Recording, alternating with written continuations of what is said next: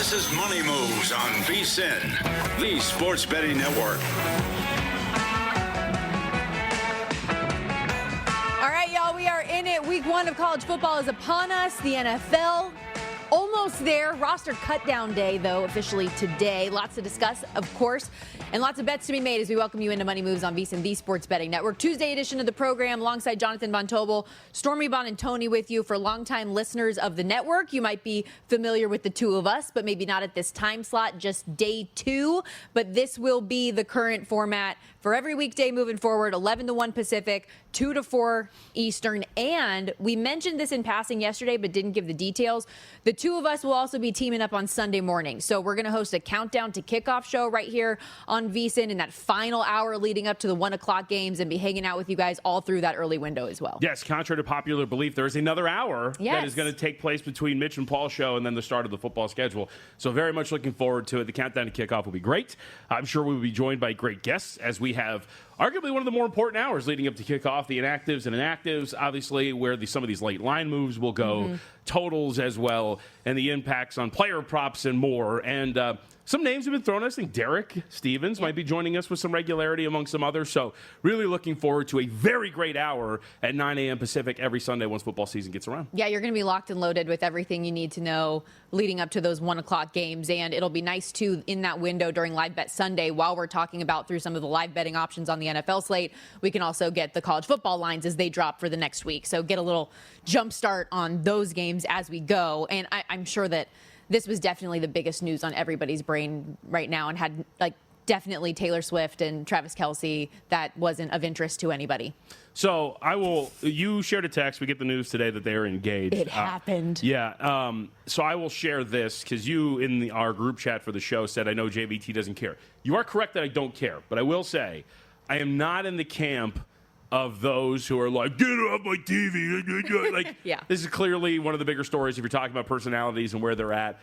Some of these old guys that swear up and down that they don't care. We have had some at the network that swear that Taylor Swift isn't even that attractive. You wouldn't last 10 seconds.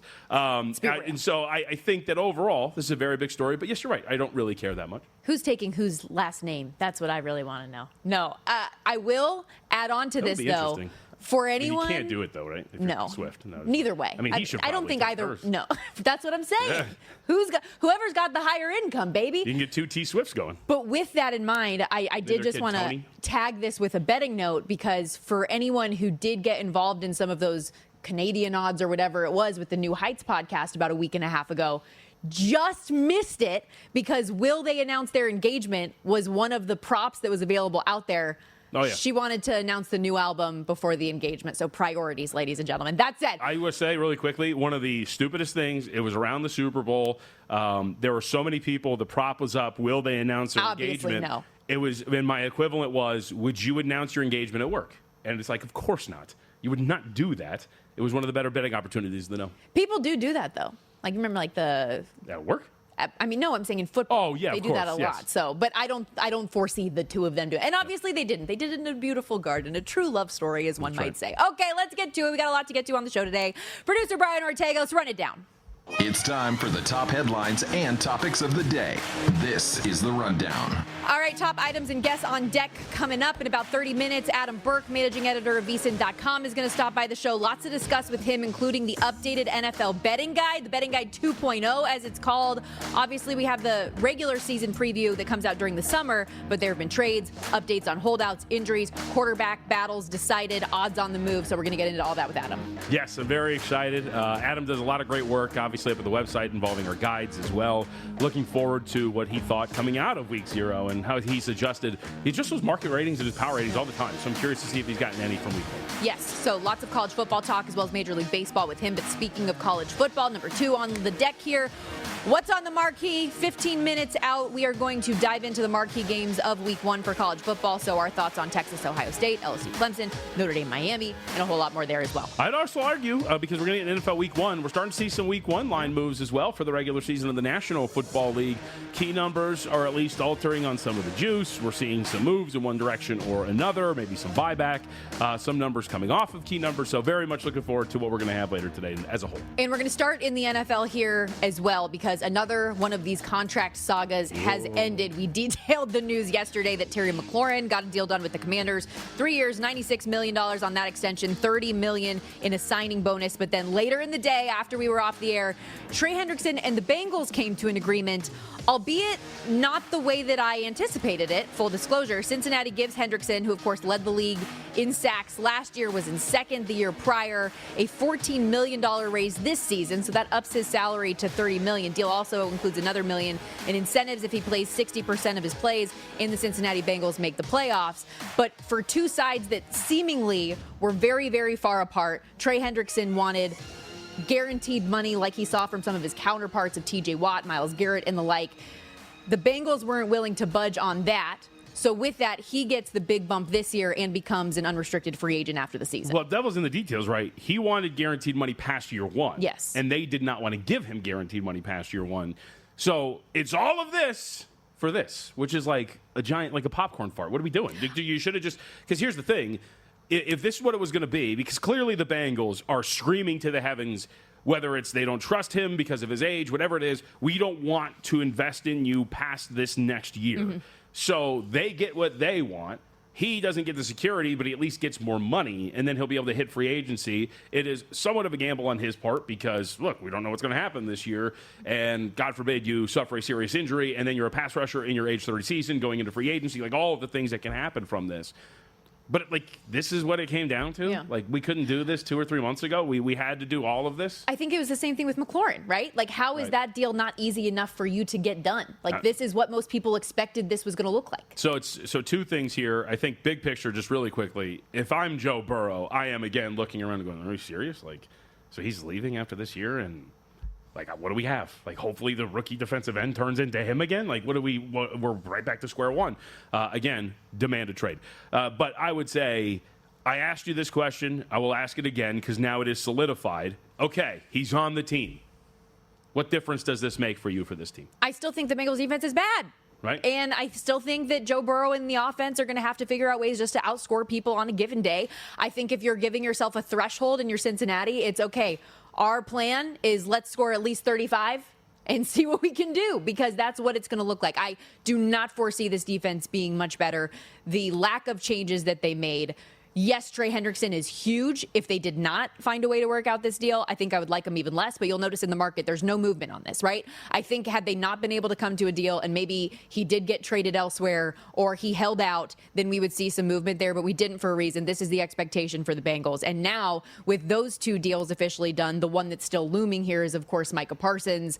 And because with Trey Hendrickson, you at least get this build-up, ramp-up week going into week one of the season. With the Parsons portion of it, and we don't have an answer on what that's going to look like yet and the stalemate that he has with Jerry Jones, I do worry a little bit about the potential for soft tissue injuries if this thing comes down to the wire. We've seen that in years past, and maybe I'm just like a bitter 49ers fan of I know how many contract situations they have had that they come in and there's either an injury early on in the season or they don't play to their potential because they had all this off-field distraction. Any worry for that when it comes to Parsons, who still has not yet been figured out?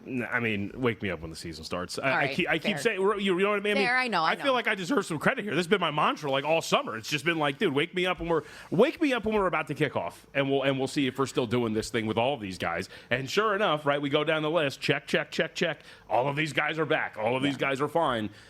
Let's see what happens with Micah Parsons. There seems like there's rumblings already that they're going to start to like inch towards something here. It's going to be fine. We get the show of taking a nap on the trainer's table, and then I think it was the same day Jerry Jones is taking pictures with his mom out in the concourse.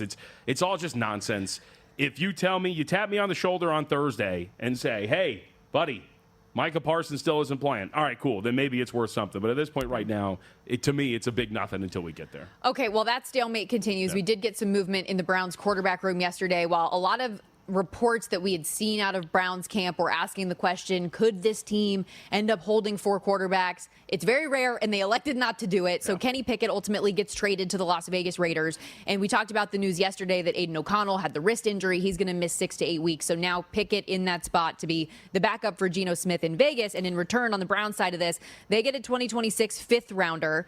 40-year-old Joe Flacco, QB1 for the season opener against the Bengals. And while Stefanski still hasn't named it yet, Dylan Gabriel expected to be the 2 on the depth chart. Shedeur Sanders the 3, which makes sense just in order of where they were drafted and the overall performances we've seen in the preseason. I wonder if Aiden O'Connell doesn't break his wrist if they get this. You know what I'm saying? Like if they actually are going to maybe try to hold 4 and go from there with their quarterback depth chart. But regardless, they make the move. You flip the 5th round pick, as you mentioned. You get it back, so you're fine in terms of what you gave up for Pickett to go and get him originally. I think it's a smart move. I think it makes a ton of sense. I think a lot of us expected that the 2 rookies probably should have been on the final roster. You're not investing those draft picks and then immediately cutting bait with both of them. So this is it. And now Joe Flacco is going to be your starting quarterback. Let's go. Over under how many 7.5 starts for Joe Flacco. Ooh. You think it's a fair number? You think it's more or less? My gut says agrees with Brian Ortega as he in our ear just said under. My gut says under 7.5, but because the top of that schedule is so tough, it's almost like let's get through this and see what our record is. Yeah. And then if this is a lost season, like many anticipate it will be anyways, let's start giving our young guys life and see what we have in there. That's the real question: is will both make at least one start? I think yes. Okay, so you're going to get all 3 of them. I think we're probably going to be at the end of this year, and you're right. Like the back end of the schedule, we're going to have at least seen both of them, and all 3 of these guys are going to have a couple of starts under their belt. The Giants, meanwhile, also waived Tommy DeVito this morning. He was the odd man out in that quarterback room. Russell Wilson, Jackson Dart, Jameis Winston, obviously. Well, I say it because he's like folklore legend in New York. Come on. It's East Coast bias thinking that their stories are interesting when the reality is nobody cares. Also, and we'll touch on this more a little bit later, your Nick Chubb rushing. What? Joe Mixon? Oh, you took his under, not Nick Chubb over. Yeah. I was looking at the reverse of that. But either way, looking good. We'll be right back.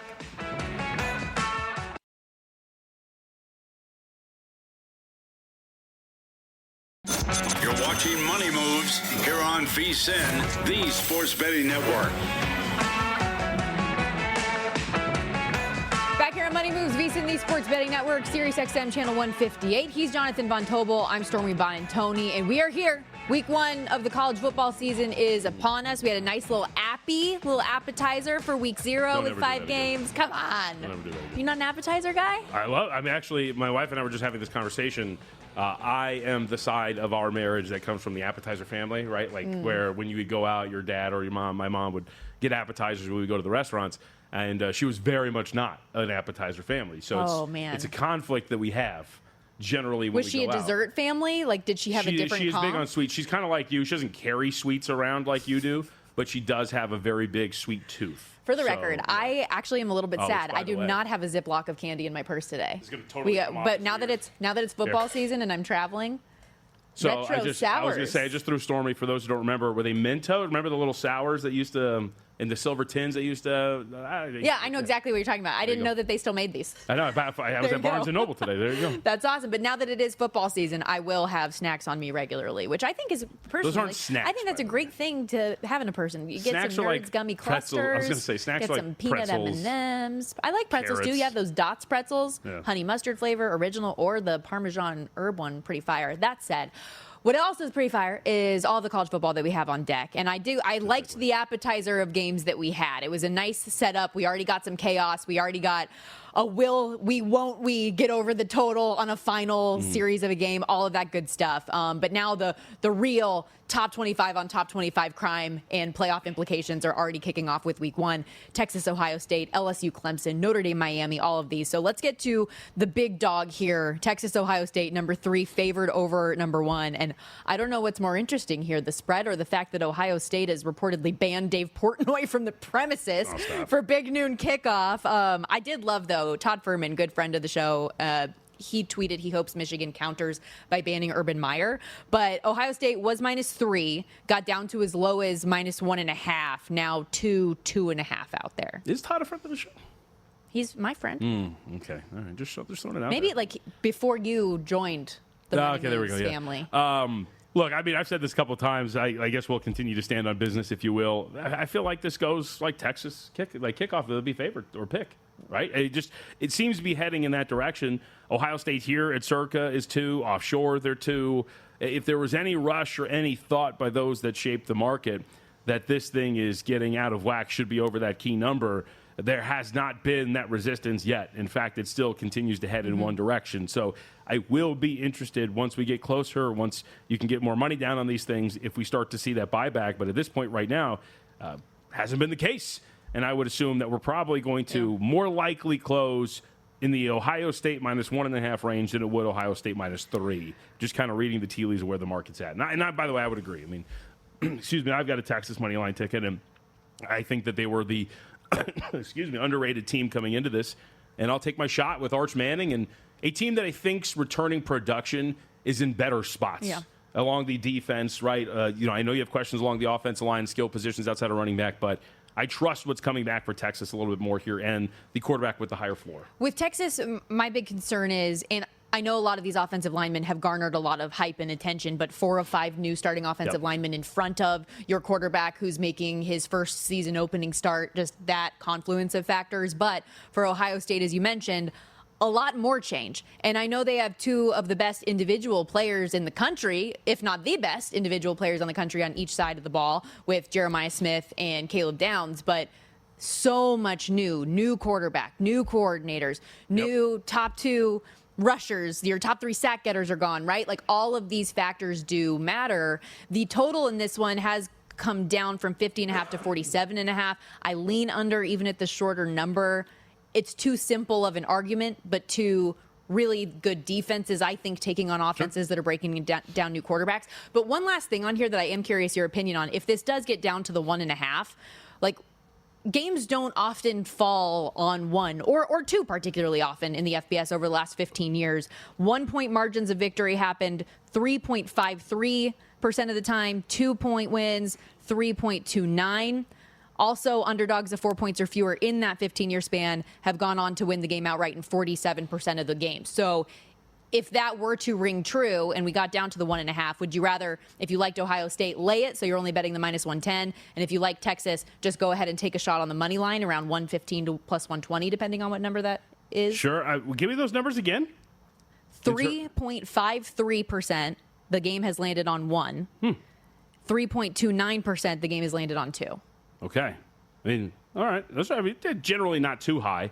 But I would say, I don't think you're worried too much about falling on 1. I think you'll take it. I guess if that falls, like that's a pretty, it's not a very regular occurrence. Would you rather take the 1.5 or just take a shot on the money line? Because more often than not, if you're in that close of a game and you're the underdog, you're winning. Yeah, generally I think money line would be the way to go there, yes. Okay. What do you have more interest in, LSU, Clemson, or Notre Dame, Miami? Ooh.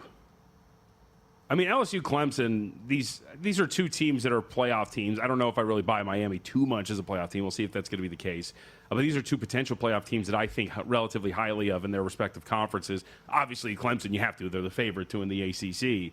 And it's a game that I'm involved in, so I guess I would lean toward LSU Clemson as my... So you took the 4 with LSU. And I get, I expect this to be a really close competitive game. 2 teams that should be good. Also, just to go with your thought process, Dabo historically has struggled against SEC teams ATS. 1-6 ATS last 7. Do you think LSU then, if you like them plus the 4, do you think they can win? Do you think they win the game? Yeah. Oh, yeah. I mean, I don't think it'd be crazy that they would be able to win this thing. So I was coming back on this, and I think we mentioned this. I know I mentioned this to Jensen and Dave earlier today, or at least not Dave, because for some reason he couldn't make the hit. Technical difficulties. Technical difficulties. And yet, I don't know. I think there might have been ulterior reasons behind the technical difficulties when I showed up. Either way, when you look at it, if the more you've look at Clemson, and I think I mentioned this to you a little bit yesterday, I've kind of cooled on Clemson in the stratosphere of title contender. I think that there is a clear line of demarcation between them and the Penn States, Texas, potentially Ohio States, Alabamas of the world, where you're kind of looking at them. Look, last year, if you look at their defensive metrics, Stormy, they were very middle of the pack for a team, we'll say, of their caliber. When you look at opponent quality, quality drive, success rate, things like that, where this is a team that's generally coming back all fully together. Is a coordinator change really going to make that big of a difference? Is there a reality in which Clemson defensively is much closer to average than well above average when we get into the season? And if that's the case, I think a team like LSU could come out and have some offensive success, push them to not only stay inside of this number, but to what you're talking about here, win the game. And I also think there is something to be said of LSU treating this like a win-or-go-home playoff game. I know they're all going to really focus on this, but it does seem that Brian Kelly is putting like everything into this game. I'm actually a little concerned to the extent with which he's putting so much into it. Every article, every time he's on a podium, it is readdressing the fact of how important this game with Clemson is. They've got the freaking paw prints everywhere, all over the facility, including on like the punching bags in the weight room, right? They're ready to go. What happens if they lose this game? And they've put so much stock, time, and effort into this opponent and winning this game and setting the right tone for their season. How mentally then damaged can that make a team going into some of the other tougher games that they have in their schedule after games. that? Like, Louisiana Tech, better watch out. Well, Bulldogs not are the coming following week, okay? But no, I'm serious actually. In terms of a big point spread the next week, if you lose this game, you win this game. Look at Notre Dame NIU last year after the week 1 win. Yep, they're going to have a very fat points. They're going to be very heavily favored in the next game that they didn't really give a rip about because they were very focused on Clemson. Regardless of the result, it'll be interesting to see what the bounce back will be because I do believe that if you're a spot bettor, that would scream letdown, regardless of what that is. Clearly, there is a lot of effort being put into this thing, and now, if whatever the result is, you've got to come back and get ready for the Bulldogs of La Tech. And I am a little bit higher, it seems like, on Clemson's defense than you are, and I look at some of my concerns for LSU in this game. How quickly does the offensive line gel together? And I think you're probably sensing a theme here with what I just talked about with Texas. But LSU has 4 new guys that are up front as well after losing a lot of players to the draft. In a loud, raucous environment to start the season. Will the real Death Valley please stand up? That's going to be confusing, by the way. All the Tigers talk. You can't go wrong, by the way, if you pick the Tigers, which is a nice thought there. But against a Clemson D-line that could be one of the best in the country if they live up and play to their potential, right? And then also for LSU, will the defense and all of the transfer portal acquisitions they made actually pay off? Will the defense start to catch up to the offense and the success that they've had? Because like the last 2 years, this LSU offense, whether it's been Jaden Daniels or Garrett Nussmeier, has been firing on all cylinders, and the defense has been the problem. Yeah. It's been a very big problem. So yeah, no, I'm with you. I think target the overs if they're still bad. I was going to say, I mean, this might be one where you're getting that, right? I like Clemson. Right now, the total bet up to 57.5. I think there's a reality where Clemson has some issues, as does LSU, and we get a really good raucous shootout. And by the way, as we talk about all of these numbers that are on the move, if you go to VSiN.com, we have exclusive betting splits data out there from not only DraftKings, which will give you the national broad perspective of where money is going, but also here at Circa, where we're broadcasting from, where you do get professional bettors and some of those bigger bets that move lines and move markets and maybe be an indicator for the larger scale and what we might see. VSiN.com/subscribe. Come join us as little as $9.99 your first month. We'll be right back on Money Moves. Adam Burke joins us coming up next. You're watching Money Moves here on VSiN, the sports betting network. VSiN Pro Football Betting Guide 2.0 out for the masses as of today, as we welcome you back to this Tuesday edition of Money Moves on VSiN, the sports betting network. Stormy Buonantony and Jonathan Tobel with you for our radio audience that hears me giggling. I'm on a one shot right now for our video audience, and JVT just like poked his head over. Adam Burke also on the desk with us here as we welcome you back live from downtown Las Vegas, Circa Resort and Casino. Adam, of course, the managing editor over at VSiN.com, was a huge component of making this new betting guide come together. And I know we've talked about the guide, that it was going to be upcoming soon, but can you just rehash for people who might not know what this means, why it's important? Yeah, absolutely. Over here, like I'm a leper or something, all the way on the end of the desk here. NFL 2.0 betting guide. Our first one came out July 1st, so we have the second one out now, which is a post-preseason update of all the teams and players to watch, whether it's from a prop betting standpoint, from a fantasy standpoint, however you want to interpret that part that I threw in there. I wrote up the 32 team previews, Steve Makinen with some week 1 betting systems, best bets from our VSiN hosts and analysts as well. And also we actually did for the people who were entering into the Circa contest back in May, we put together a Circa contest guide for them. Well, now we put this guide in this 2.0 guide for everybody. So there are survivor strategies, there's Circa Million strategies in there as well, or whatever kind of pick'em contest you're in. Also some history of the contest from Dave Tooley. So this one is, while it's not as extensive as the first one, this is supposed to be a complement to that first one with some new best bets from hosts and also some stuff based on, who looked good in the preseason, who was used a lot in the preseason, who got hurt in the preseason, all that kind of thing as, again, we're inching very, very close to kick off the NFL season here. All right, so contest strategy. I submitted to Stormy yesterday as we have a Survivor entry together for the show, that one of the teams that I've come around on as a potential option, because Storm here, I think, wants to avoid being on some of the top teams. Is it a fair thing to say? I think the top options are obviously going to be, in no particular order, Denver and Arizona. My submission, if she wanted to avoid one of those two, was Pittsburgh against the New York Jets. What do you think about the double revenge game? Well, I mean, there's a lot of game theory, really, that comes into play when you talk about something like Circa Survivor, right? Honestly, in some respects, I think week one is the hardest week because you have the mental block of, I can't get knocked out in week one, right? Like, I at least have to last. Like, there's almost a sigh of relief if you make it to week two. And so you can overanalyze, you can overthink, a play every week, but especially in week one. I don't know that week one is, I don't want to say that you guys are getting cute with the thought that you have. Before you continue your thought, I want for the record to state my number one option is Arizona. That is, for the record, what I want.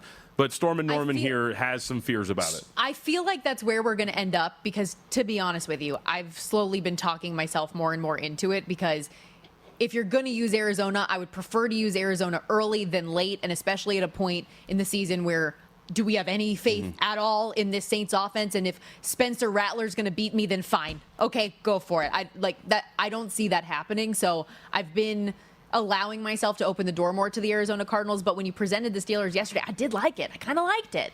But the road team element of it is obviously a little scary. But I have no real confidence nor belief in Justin Fields. See what I got to deal with. But it's a debate. This is what it's supposed to be: is we finally lock in and decide who we're going to have a contest entry with. And you have teammates that you do these things with. You have to have a back and forth. Right. Yeah, absolutely. And look, again, I've mentioned this before in segments, and I mentioned this all over throughout that contest guide through my generic Survivor tips, then also my blueprint for the entire season. Remember, you have to take 20 of the 32 teams to win the Circa Survivor because of the Thanksgiving and Christmas weeks. So you have to keep in mind all the teams that play on the holiday and make sure that you have as many options available as possible. But also, there will be weeks where you have to take a team that maybe is a little bit unsavory, is a little bit more of a sweat. Do you try to do it now and sneak that team through? Do you hope that maybe there's an injury situation where maybe a Pittsburgh becomes a better play, deeper down the road? Remember, they're going to play the Browns twice this season. Correct. Right? The Browns are going to be awful. So do you want to save them? Maybe for week 6 when they play Cleveland. So that's why, to me, I think not only do you have to try to go 1-0, but you also want to plan to go 20-0 so that you're looking ahead at the different spots, plan out where you might want to use teams. Obviously, the plans are going to go awry because people are going to get hurt, coaches are going to get fired, all these kinds of things. But at least you'll have an idea of this team is an option for us in weeks 1, 7, 10, 12, 14, whatever the case may be. Then you can start comparing and contrasting. Is now the best time to take them? Will they maybe be a bigger favorite down the road? But also, there is some measure of equity in going against the most popular pick and hoping that it's kind of a 2-game swing for you if the Broncos were to lose to the Titans, something like that. I just don't think that that's something that you really want to do early on in the season, where I think it's literally about survival. And then as you get deeper into it, then you can kind of start playing the game within the game. I mean, JVT, we ran into the great Brent Musburger the other day when he was coming into Circa to do the college football betting podcast with Tim Murray. And the first thing he said, because we saw the Circa Survivor hat on that he had when he rolled up, he was just like, I'm just trying to get out of week 1. Because the GOAT has been knocked out year after year early in the contest. As he reminds me, the Indianapolis Colts famously a few years back losing to the Jacksonville Jaguars in week 1. And to your point, Adam, like one of the things that my argument for Arizona is, outside of playing New Orleans, there's not many opportunities on that schedule where I think we're going to use them outside of them taking on a team that suffers a catastrophic injury that you cannot predict. The other two most plausible options for them are week 5 at home against Tennessee and week 2, I think, is what you wrote up in one of the preview guides against Carolina. But as this show is, at least, we're relatively high on both of those teams, and I think that those you find yourself, even at home, in a much more a dogfight as you would on paper against New Orleans in week 1. Well, and again, I don't want to sound like a broken record here, but you have to take 20 of the 32 teams, right? So if you do like Carolina a little bit more than maybe the market does, and we all know that the Saints are going to be horrific, like there's just no question about that, Carolina at least has a ceiling, right? The Saints' ceiling is they probably win 5 games. So there is potentially some measure of equity in taking Arizona in that spot. because that's the worst team they're going to play all season long, right? So theoretically, even though they're not at home, that is probably the best spot you're going to get to take them. And if you feel like you can't take them anywhere else, well, then you have to take 20 of 31 teams, right? And you're not going to take the Browns at any point. You're not going to take the Saints at any point. So now you're down to 20 of 29 teams, and you keep crossing them out from there. So that's why I think it's really important to plot this out as far in advance as you can, particularly with the teams that are kind of in the middle, right? The mediocre teams where you've got to find the most advantageous situation possible. You could take the Chiefs or the Bills or the Eagles or whoever almost any week if you wanted to, right? It wouldn't be the smartest thing in the world, but they're going to be favored more often than not. So when you got the teams in the middle, that's where I think you have to pay a lot of extra attention to where you might want to take them, and then look at that week's schedule and say, is there a better option than this team at this point in time? And so it's just, again, the premise of Survivor is really easy, right? Just pick a team to win a football game. But there are so many more layers than that. It's a very hard contest. And in week one in particular, a lot of tighter spreads than we're accustomed to seeing. Not a ton of those big spread options. VSiN.com managing editor Adam Burke joining us here in person at Circa Resort and Casino. Will be with us, by the way. For our new audience not used to hearing us in this time slot, Adam will be with us every Tuesday moving forward as well. To go back to just some of the other stuff that is in the guide, is there a team or two that either you've changed your mind on throughout the preseason and some of the things they've done, or B, re-cemented some of your priors? Well, it makes me sick to say this, being a Cleveland Browns fan, but as I dug more into the Steelers, as I've kind of considered what Mike Tomlin has done in the post-Ben Roethlisberger era, like, this dude just gets teams to win games. Like, I don't know how the hell he does it. I don't know if it's voodoo magic, devil magic, whatever the case may be, but, like, they just win games, and they're going to find ways to win games with Aaron Rodgers. You know, I mean, if Aaron Rodgers is not completely washed, which is a possibility, I mean, they're going to find ways to win. The defense is still good. I mean, I love what they have at the corners now. You know, Jalen Ramsey's kind of on the backside of his career, but he can just play nickel and play in obvious passing situations now, stuff like that. Arthur Smith has really two tight ends now that he can use. And Arthur Smith is a guy who's very, very good at leveraging tight ends with Pat Freiermuth, and then also Jonnu Smith, who, you know, of course, he's coached before. I hate to say this, but, you know, I was pretty high on the Bengals in the first guide in July. I still like a lot of the elements of this team, and getting Trey Hendrickson back, something I know you guys already talked about on the show. Very, very important, what goes without saying. But, like, their offensive line is bad. Does Hendrickson have any help on this defense? I don't know. Miles Murphy hasn't seemed to be any help, even though he was a first-round pick a couple of years ago. I hate to say this, but you start talking yourself into Pittsburgh maybe being the second-best team in this division, and it sickens me. When were we talking about this? When we talked, I think it was after the second preseason game, I was like, why aren't we talking more about the Ravens maybe being bigger favorites in this division? Yeah. Who cares about the second best team? I think you can make the argument this team should be closer to like a $2 favorite to win this division. Yeah, I think it's a fair point. I mean, you know, they did what they usually do in the preseason, right? They just rolled right on through everybody and did that without Lamar Jackson even doing anything. Not only that, you know, they've got really good depth now at the running back position behind Derrick Henry, behind Justice Hill.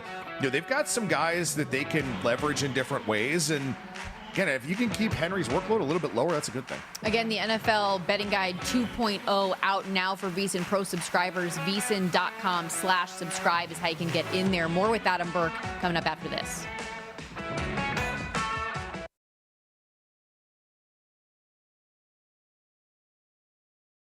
You're watching Money Moves here on VSiN, the sports betting network.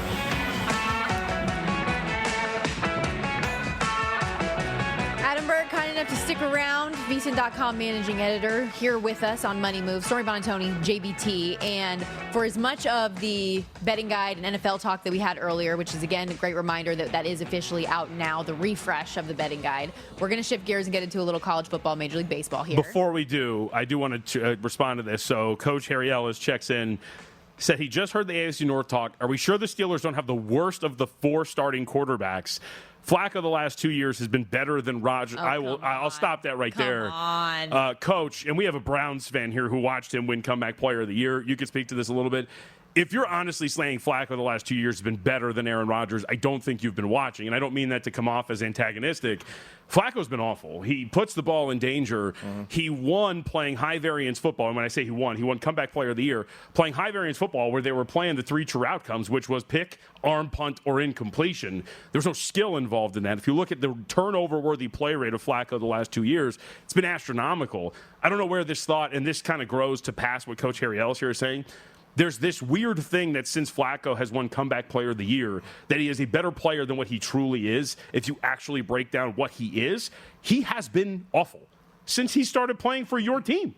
Yeah. There's a YOLO element. Yes. to Joe Flacco's game. And look, I mean, to his credit, like it worked, right? As you said, he was playing high variance football, and there was a lot of positive variance that kind of played out. And also, I mean, that Cleveland defense was really, really good, when Flacco won comeback player of the year. I don't know that this year's Browns defense will be really good.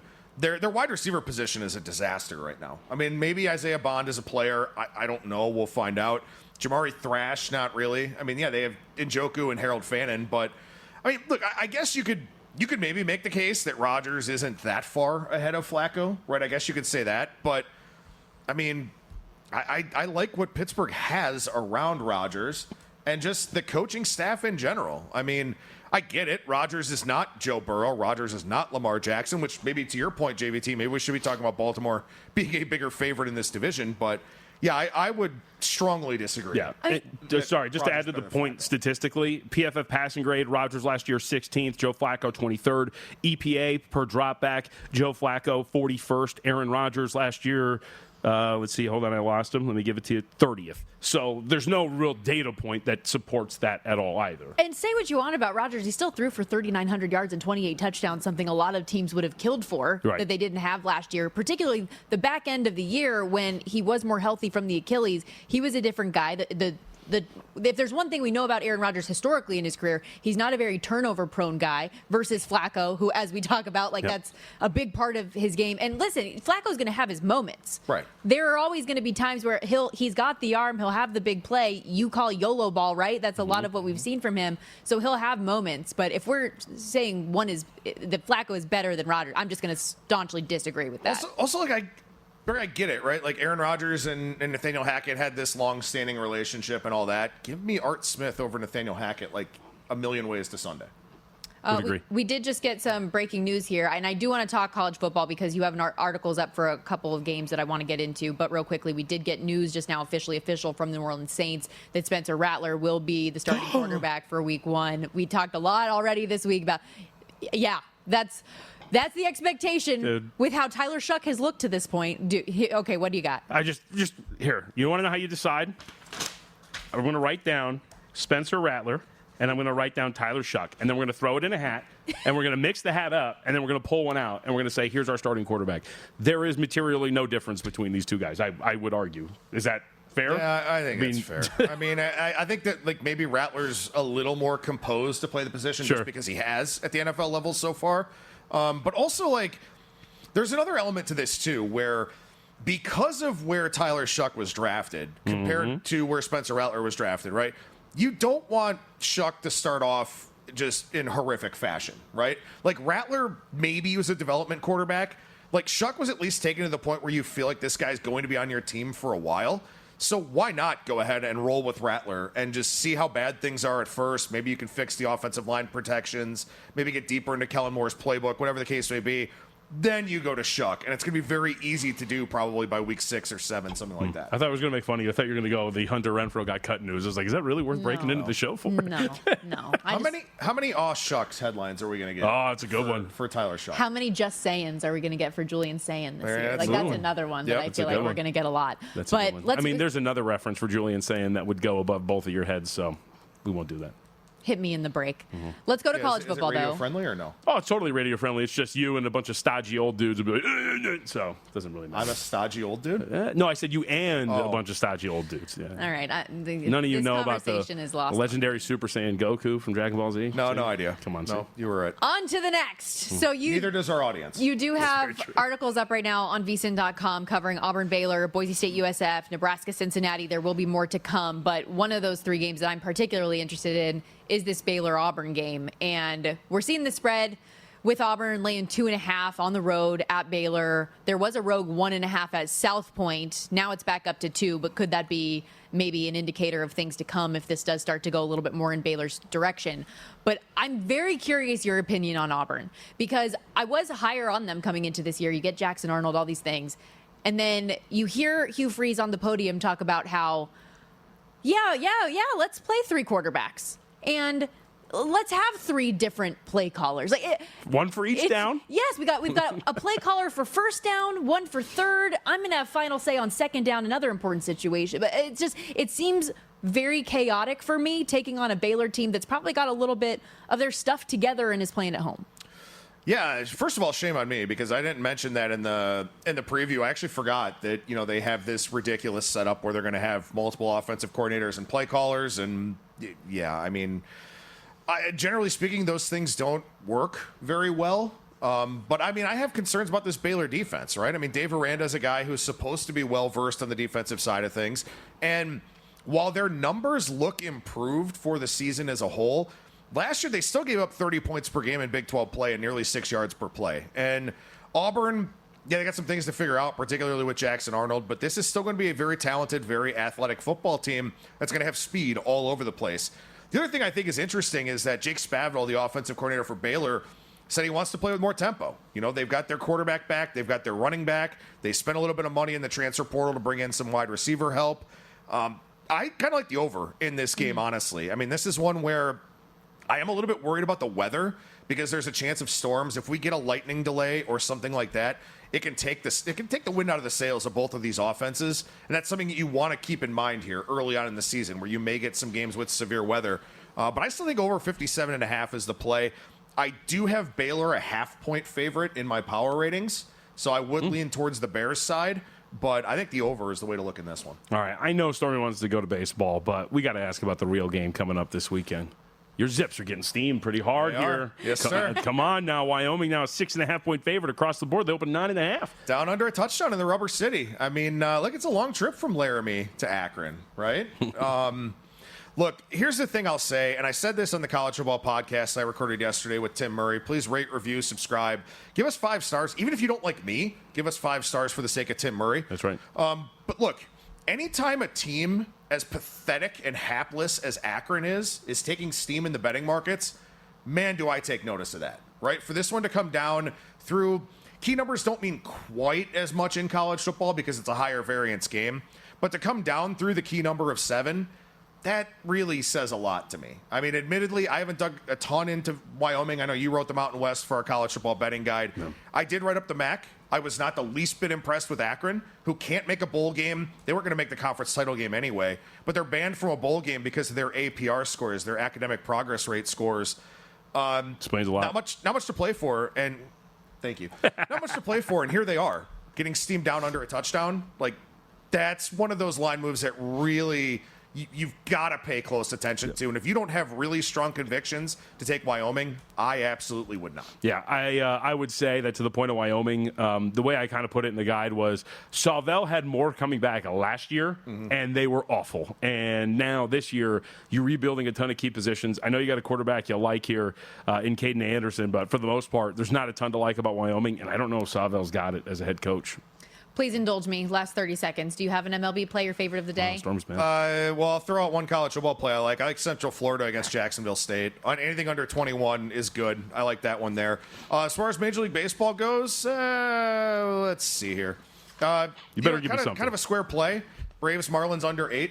Hurston Waldrop's been really, really good. Sandy Alcantara has been better than his basic numbers would show with his ERA. Also much better at home than on the road this season. I think he winds up with a pretty good start. Last 2 starts have been good. Give me under 8, Braves Marlins. 15-game card today, and Adam does have an article up on VSiN.com with his best bets in addition to that game. A couple other ones on the slate for today. Adam Burke, everybody follow him at Skating Tripods. Check out all the work. Again, the NFL updated betting guide out now as well. VSiN.com/subscribe. We're going to step aside, resetting for hour 2 of the program coming up next, and we will take a deeper dive look at that MLB card coming up.